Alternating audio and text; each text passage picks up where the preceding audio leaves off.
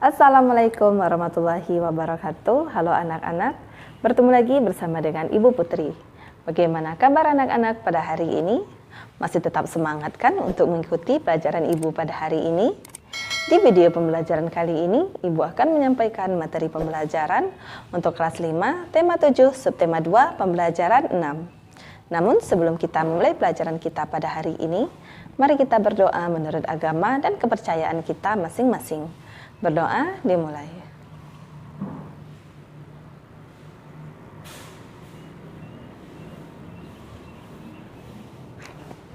Berdoa selesai.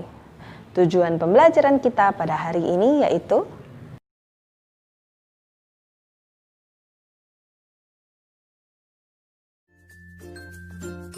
peristiwa pengakuan kedaulatan Indonesia oleh Belanda.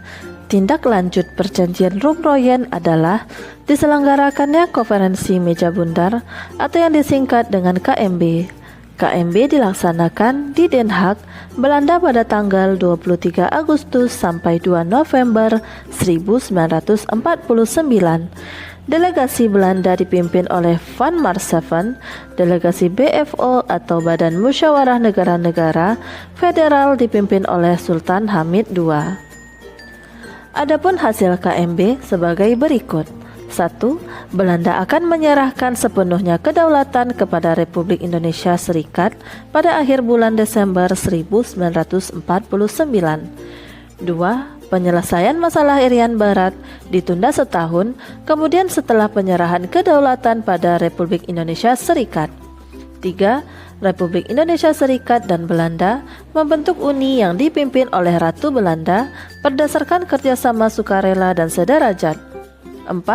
Republik Indonesia Serikat harus membayar utang kepada Belanda sejak tahun 1942. 5. Pembubaran KNIL dan memasukkan anggota KNIL ke APRIS. 6. Kapal-kapal perang Belanda ditarik kembali dari Indonesia. Dan 7. Konstitusi Republik Indonesia Serikat dipermaklumkan kepada Kerajaan Belanda. Selain itu, hasil KMB juga mengembalikan wilayah-wilayah Indonesia menjadi satu kesatuan kecuali Irian Barat.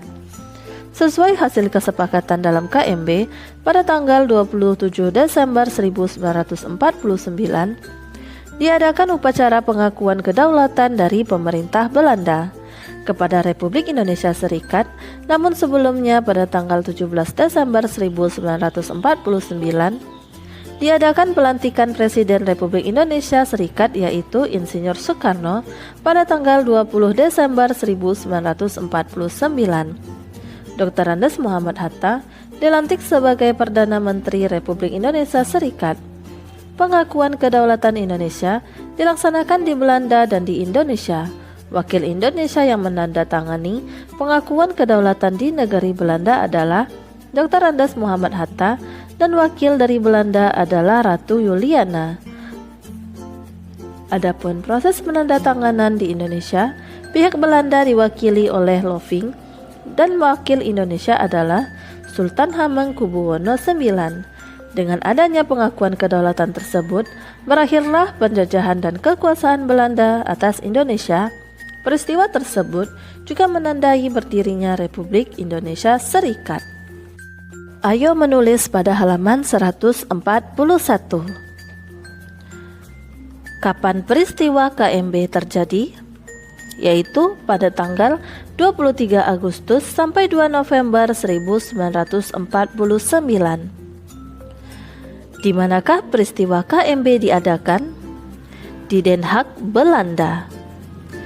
Siapakah tokoh-tokoh yang terlibat dalam KMB? Yaitu delegasi Belanda dipimpin oleh Van Marsseven, delegasi BFO atau Badan Musyawarah Negara-Negara Federal dipimpin oleh Sultan Hamid II. Apa hasil KMB? Yang pertama, Belanda akan menyerahkan sepenuhnya kedaulatan kepada Republik Indonesia Serikat pada akhir Desember 1949. 2. Penyelesaian masalah Irian Barat ditunda setahun kemudian setelah penyerahan kedaulatan pada Republik Indonesia Serikat. 3. Republik Indonesia Serikat dan Belanda membentuk uni yang dipimpin oleh Ratu Belanda berdasarkan kerjasama sukarela dan sederajat.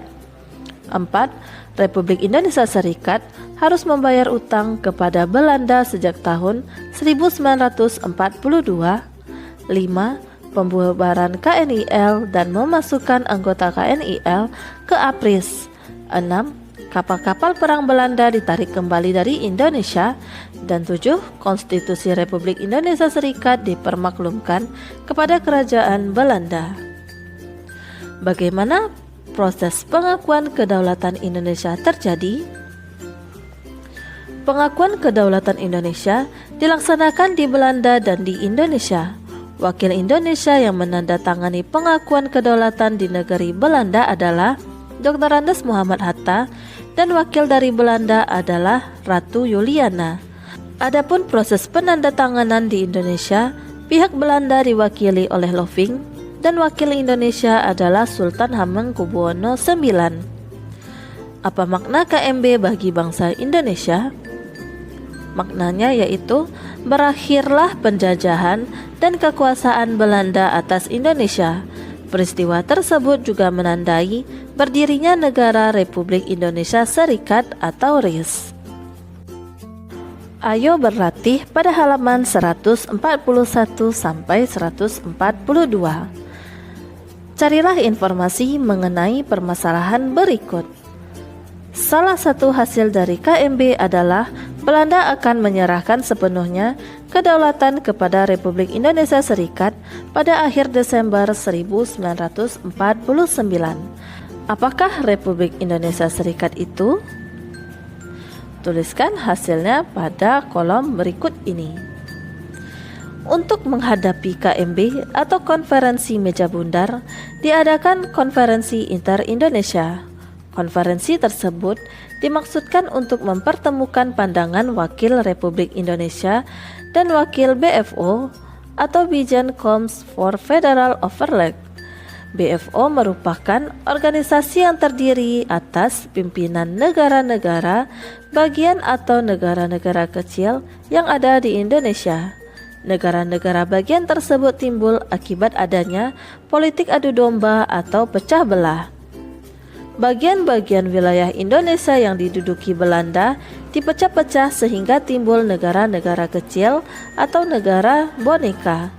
Sesudah berhasil menyelesaikan masalah dalam negeri melalui Konferensi Inter-Indonesia, bangsa Indonesia siap menghadapi KMB. RIS atau Republik Indonesia Serikat adalah negara federasi yang terbentuk pada tanggal 27 Desember 1949.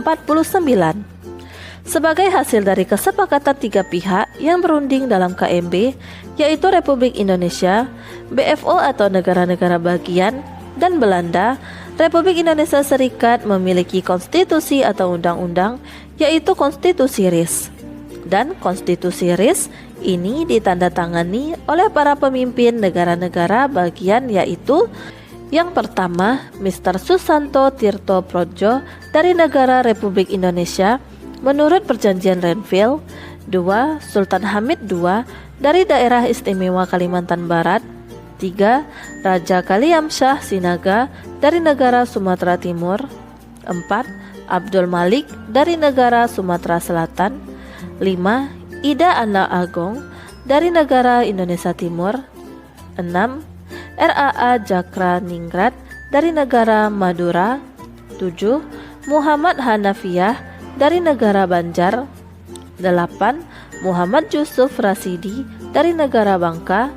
9. Muhammad Usuf dari negara Belitung. 10. Muhran bin Haji Ali dari negara Dayak Besar. 11. Sucito dari negara Jawa Tengah. 12. Raden Sudarmo dari negara Jawa Timur. 13. Jamadi dari negara Kalimantan Tenggara. 14.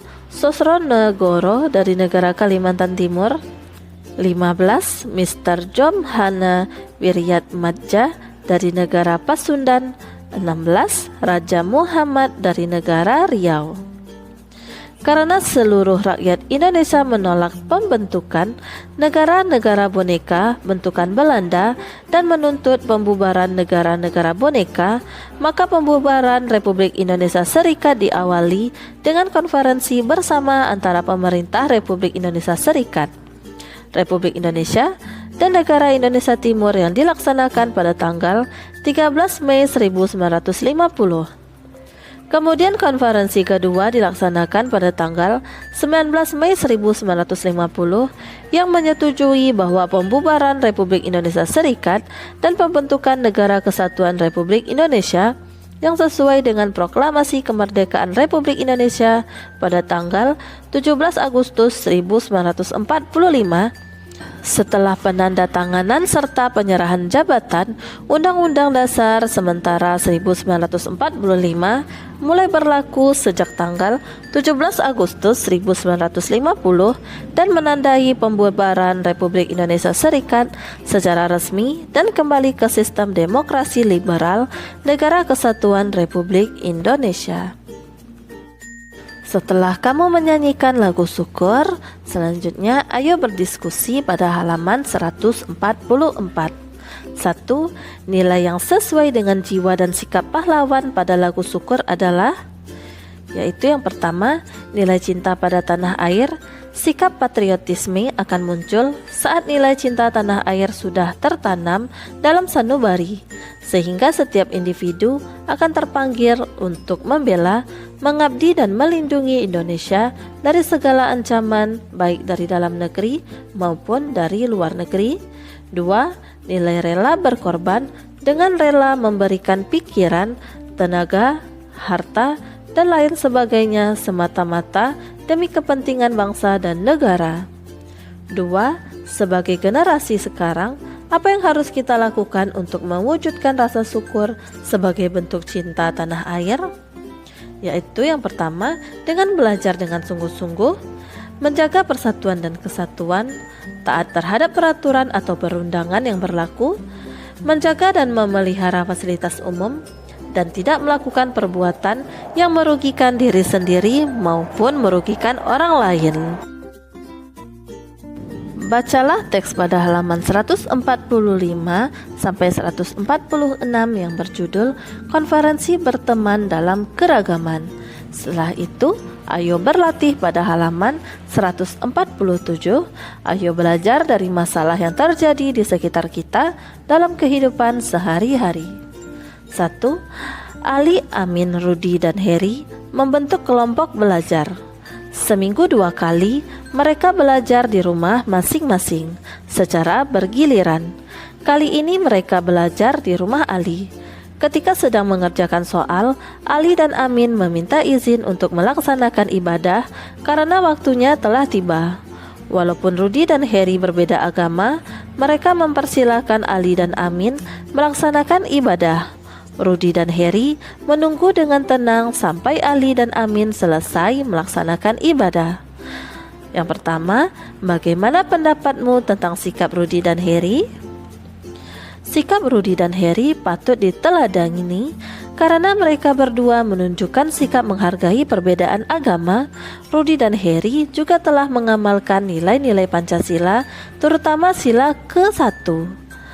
Yang kedua, apakah manfaat saling menghargai antar teman yang berbeda agama dalam pergaulan? Kerukunan akan selalu terjaga. Jika kerukunan selalu terjaga, maka nilai persatuan dan kesatuan akan tetap terjaga pula. 2. Nirma anak orang kaya. Ayahnya pengusaha yang sukses. Semua permintaan Nirma selalu dipenuhi orang tuanya.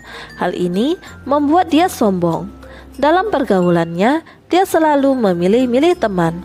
Dia tidak mau bergaul dengan anak-anak lain yang berasal dari keluarga miskin. Pertanyaan yang pertama, menurut pendapatmu, benarkah tindakan Nirma? Tindakan Nirma adalah tindakan yang salah yang tidak bisa dijadikan teladan. Tindakan Nirma ini bisa menimbulkan perpecahan. Seharusnya Nirma berteman tanpa memandang status sosial seseorang. Yang kedua, apakah seorang anak seperti Nirma memiliki banyak teman? Mengapa demikian? Kemungkinan besar Nirma hanya akan memiliki sedikit teman karena sifat kesombongan jelas tidak akan disukai oleh orang lain, sehingga Nirma akan dijauhi oleh teman-temannya. 3. Rina siswa baru di kelas 5. Rina duduk bersebelahan dengan Irma. Rina berasal dari daerah yang berbeda dengan daerah asal Rina. Bagaimana sebaiknya sikap Rina? Sikap Rina adalah tetap berteman dengan Irma walaupun berbeda daerah, dengan tetap mengajaknya bermain dan belajar bersama. Demikianlah materi yang dapat Ibu sampaikan pada hari ini. Semoga apa yang telah Ibu sampaikan pada hari ini dapat bermanfaat untuk dirimu dan menambah ilmu pengetahuanmu. Jika dalam penyampaian materi ada tutur kata Ibu yang kurang berkenan, Ibu mohon maaf. Akhir kata, wassalamualaikum warahmatullahi wabarakatuh.